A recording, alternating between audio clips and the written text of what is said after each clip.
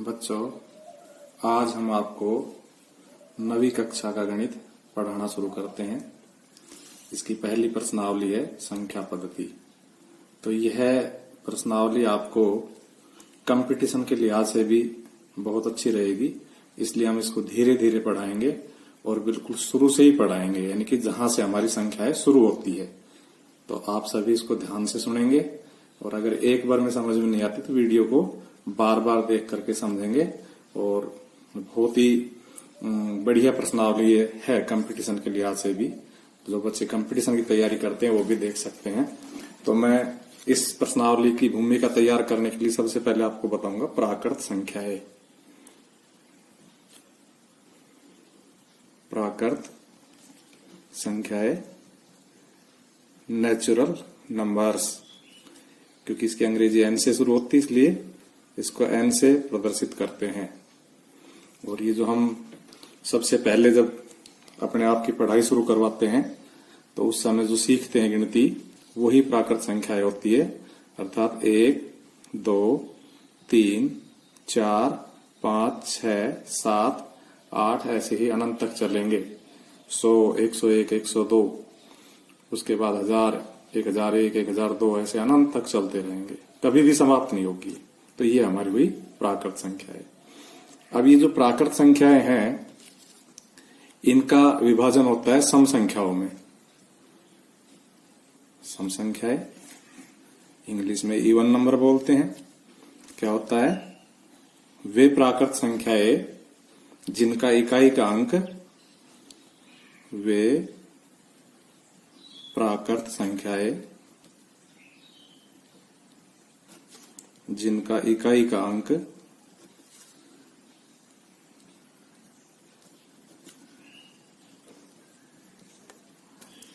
क्या हो? 0, 2, 4, 6, 8 हो। जैसे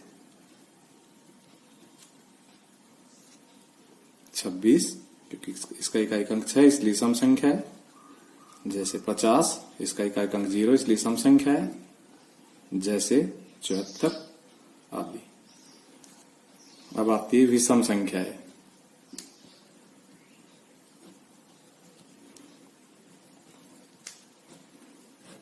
तो क्या होती है विषम संख्याएं? वे प्राकृत संख्याएं जिनका इकाई का अंक 1, 3, 5, 7, 9 हो। वे प्राकृत संख्याएं जिनका इकाई का अंक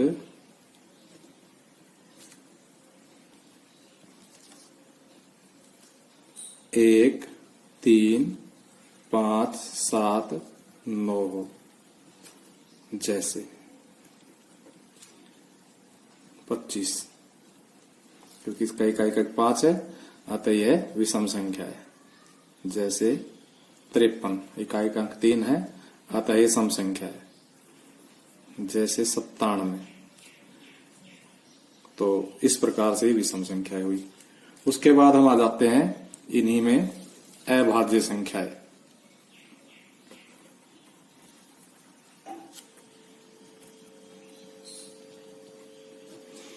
अभाज्य संख्याओं को पहले पुरानी किताबों में रूढ़ संख्याएं भी कहते थे। जब हम पढ़ते थे तो हमारी किताबों में इनको रूढ़ संख्याएं भी लिखते थे। ये रूढ़ संख्याएं, तो ये क्या होती है, इनको वैसे ही बता देता हूं लिखने के बजाय, कि वे संख्याएं जो या तो 1 से विभाजित होती हो या स्वयं से विभाजित होती हो, इसके अलावा अन्य किसी भी संख्या से विभाजित नहीं होती हो, अभाज्य संख्याएं कहलाती है। जैसे 2, 3, 5, 7, 11 और इसी तरह से ये अनंत तक चलती रहेगी। उसके बाद है भाज्य संख्याएं। इन्हें हम यौगिक संख्याएं भी कहते हैं।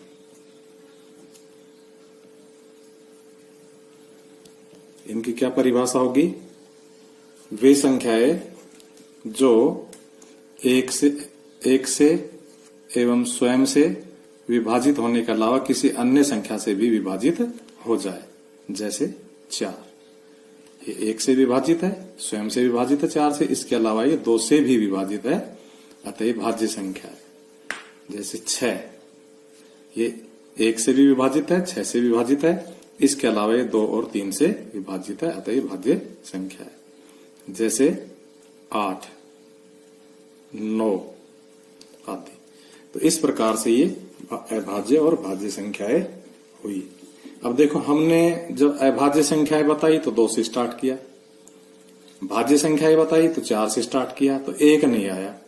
तो 1 क्यों नहीं आया? क्योंकि 1 न तो भाज्य है और न अभाज्य है। 1 क्या है? 1 न तो भाज्य है और न ही अभाज्य है। इसी तरह 2, देखो सम संख्या है, 2 क्या है? सम संख्या है, लेकिन अभाज्य संख्या। इसके अलावा और आप कितनी भी संख्या लिखोगे अभाज्य, वो सारी भी सम आएगी। सिर्फ 2 एकमात्र संख्या है जो अभाज्य है और सम है। एकमात्र अभाज्य संख्या है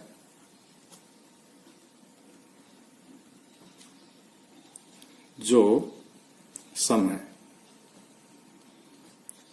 कई बार 0 पे भी प्रश्न उठ जाता है कि 0 सम संख्या है या नहीं।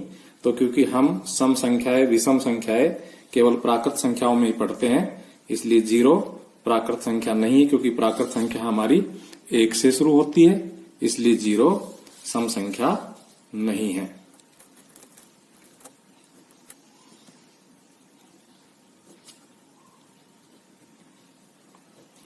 उसके बाद आता है आपकी पूर्ण संख्या है।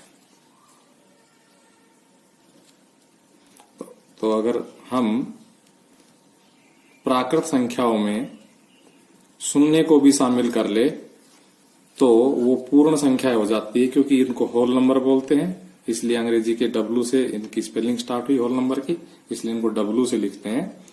और क्या होती है ये? अगर प्राकृत संख्याओं में शून्य को भी शामिल कर ले तो ये पूर्ण संख्याएं हो जाती है, और ये भी प्राकृत संख्याओं की तरह अनंत तक जाती है। अब हम आते हैं पूर्णांक, नंबर 3 पूर्णांक। इनको आई से भी लिखते हैं, क्योंकि इसकी इंग्लिश इंटीजर आई से चालू होती है, और इनको जेड से भी लिखते हैं।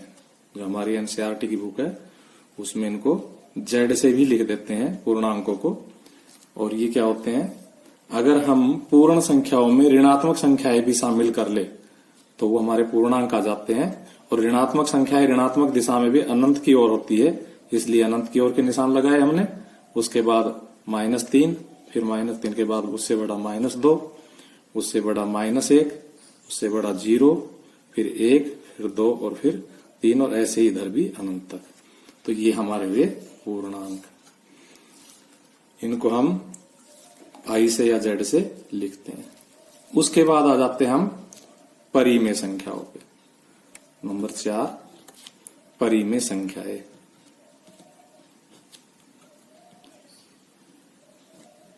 इसको अंग्रेजी के कैपिटल Q से हम शो करते हैं। और ये क्या होती है? ऐसी संख्याएं जिनको हम P/Q के रूप में लिख सके, जहां P और Q पूर्णांक है, Q शून्य नहीं है, परिमेय संख्याएं कहलाती है। एक बार लिख भी देता हूं। वे संख्याएं जिन्हें P/Q के रूप में लिख सके,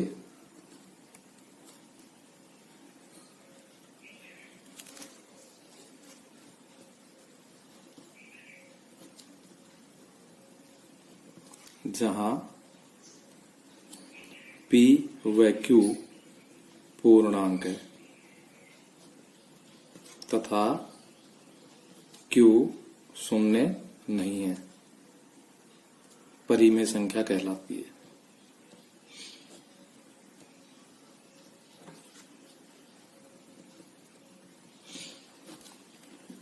जैसे इसके हम उदाहरण ले सकते हैं। सबसे पहले अपन 0 ही ले लेते हैं, क्योंकि 0 को हम लिख सकते हैं 0/1।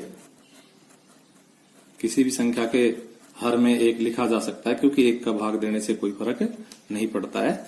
इसलिए 0 को हम 0/1 लिख सकते हैं। अब देखो, ये हमारी जो परिभाषा है इसको कंप्लीट करती है। क्या कि वे संख्याएं जिन्हें p/q के रूप में लिख सके, तो 0 को हमने p/q के रूप में लिखा 0/1। ये p हुआ, ये q हुआ।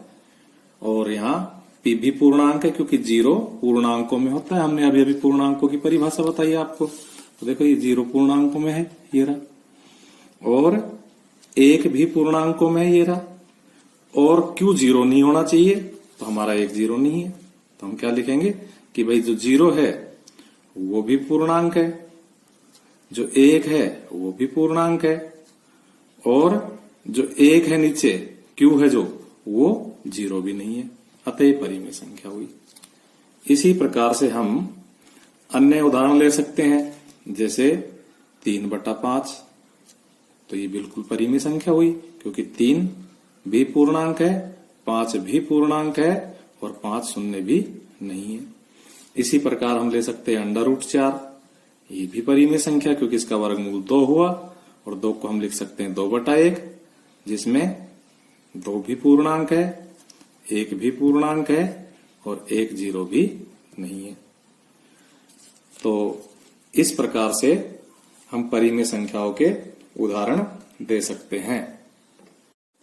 परिमेय संख्याओं को गणितीय पद्धति में इस प्रकार लिख सकते हैं। q बराबर मजला ब्रैकेट p/q, जबकि p q पूर्णांक है, q 0 नहीं है। तो ये शॉर्ट में छोटी सी परिभाषा हो गई। इसमें वो सब चीजें लिखी हुई है जो वहां हमने हिंदी की परिभाषा, जो हमने हिंदी भाषा में लिखी थी, उसमें जो चीजें लिखी हुई है वो सारी इसमें भी लिखी हुई है।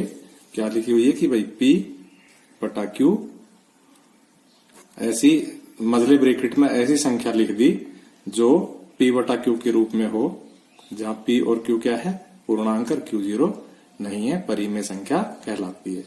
संख्याओं के समूह को मजले ब्रैकेट में लिखते हैं, क्योंकि संख्याओं के समूह को समुच्चय कहते हैं, और समुच्चय में जितने भी अवयव होते हैं उनको मजले ब्रैकेट में ही लिखते हैं। इसके बाद हम आते हैं तुल्य परिमेय संख्याएं।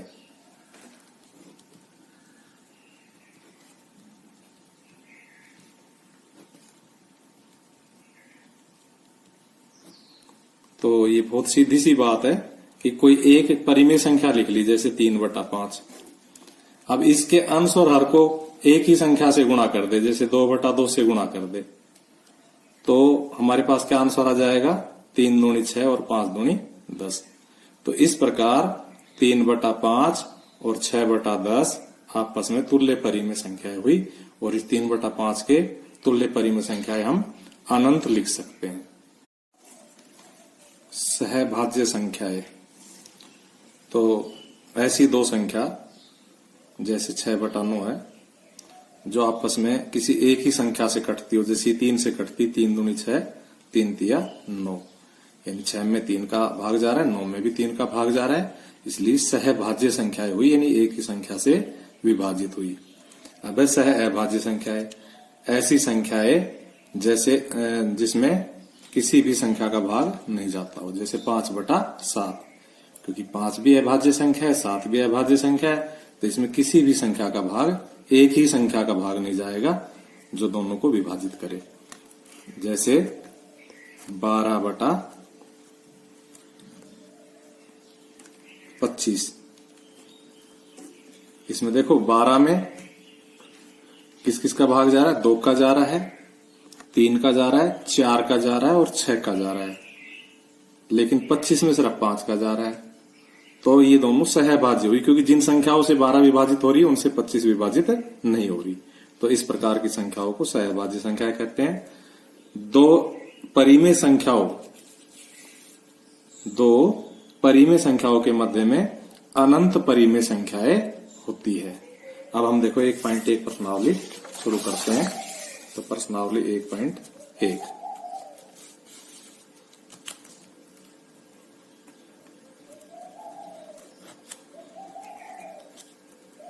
इसके प्रश्न मैंने ऑलरेडी लिख रखे, तो प्रश्न में इनमें से पढ़ता जाऊंगा और उत्तर आपको यहाँ समझाता जाऊंगा।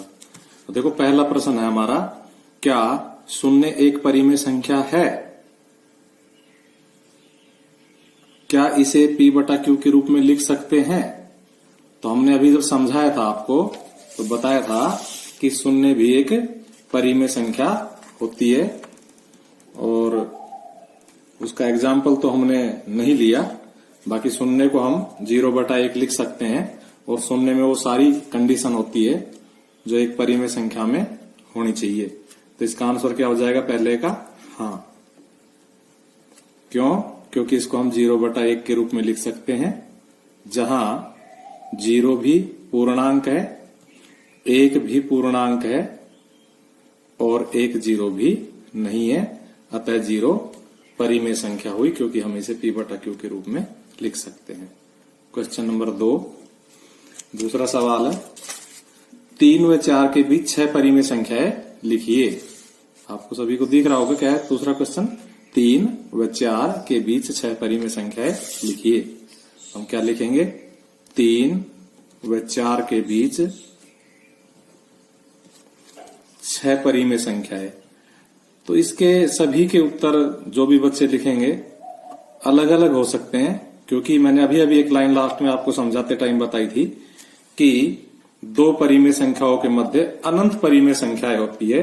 तो उन अनंत में से कोई बच्चा कोई सी 6 लिखेगा, कोई बच्चा कोई सी 6 लिखेगा। तो हम क्या लिख सकते हैं? 3.1, 3.2, 3.3, 3.4, 3.5, 3.6। इसके अलावा भी बहुत से आंसर हम लिख सकते हैं। तो ये सभी परिमेय संख्याएं हुई 6। तो हमने अपना आंसर ये लिखा, इसका पीछे लिख देते हैं आंसर। Question number 3। तो देखो तीसरा क्वेश्चन देखो, बिल्कुल इसी तरह का जैसे दूसरा है, 3/5 और 4/5 के बीच 5 परिमेय संख्याएं लिखो। तो देखो 3/5, हम 3 में 5 का भाग देंगे तो 5 छंग 30, 0.6 आ जाएगा। और 4 में 5 का भाग देंगे तो क्या आ जाएगा? 5 8 40। अब 0.6 से बड़ी और 0.8 से छोटी सभी संख्याएं 3/5 और 4/5 के बीच में होगी। तो लिखेंगे इसलिए 3/5 व 4/5 के बीच 5 परिमेय संख्याएं।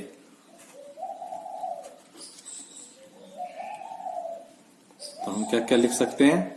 हम लिख सकते हैं 0.61, क्योंकि 61 6 से बड़ी हो गई। 0.62, 0.63, 0.64, 0.65, कोई भी उत्तर लिख सकते हैं हम। उसके बाद में चौथा सवाल आपका सत्य असत्य बताने का है। तो ये इसी में समझ लो, लिखने की आवश्यकता नहीं है इसे। प्रत्येक प्राकृत संख्या एक पूर्ण संख्या होती है। ये सत्य है, क्योंकि जो भी प्राकृत संख्याएं होती है वो सभी पूर्ण संख्याएं भी होती है, क्योंकि पूर्ण संख्याओं में प्राकृत संख्याओं से एक फालतू होता है शून्य। प्राकृत संख्याओं में शून्य शामिल करने पर पूर्ण संख्या बनती है। अतः जो भी प्राकृत संख्या होगी वो पूर्ण संख्या होगी। अतः ये सत्य हुआ। अगला है, प्रत्येक पूर्णांक एक पूर्ण संख्या होती है। ये असत्य है, क्योंकि पूर्णांक में तो -1 भी होता है, -2 भी होता है, -3 भी होता है, और वो -1, -2, -3 वो पूर्ण संख्या नहीं हो सकती। अतः ये असत्य हुआ। उसके बाद है, प्रत्येक परिमेय संख्या एक पूर्ण संख्या होती है। तो प्रत्येक परिमेय संख्या, अपन चौथे का तीसरा थोड़ा लिख के बता देते हैं, जो प्रत्येक परिमेय संख्या होती है वो पूर्ण संख्या नहीं हो सकती, क्योंकि 2/3 एक परिमेय संख्या है। क्या है ये? परिमेय है, जबकि ये परिमेय है, जबकि पूर्ण संख्या नहीं, क्योंकि पूर्ण संख्या या तो 0 होती है, 1 होती है, 2 होती है, 3 होती है, 4 होती है, इस तरह की भिन्न नहीं होती है। अतः ये सवाल क्या हो जाएगा?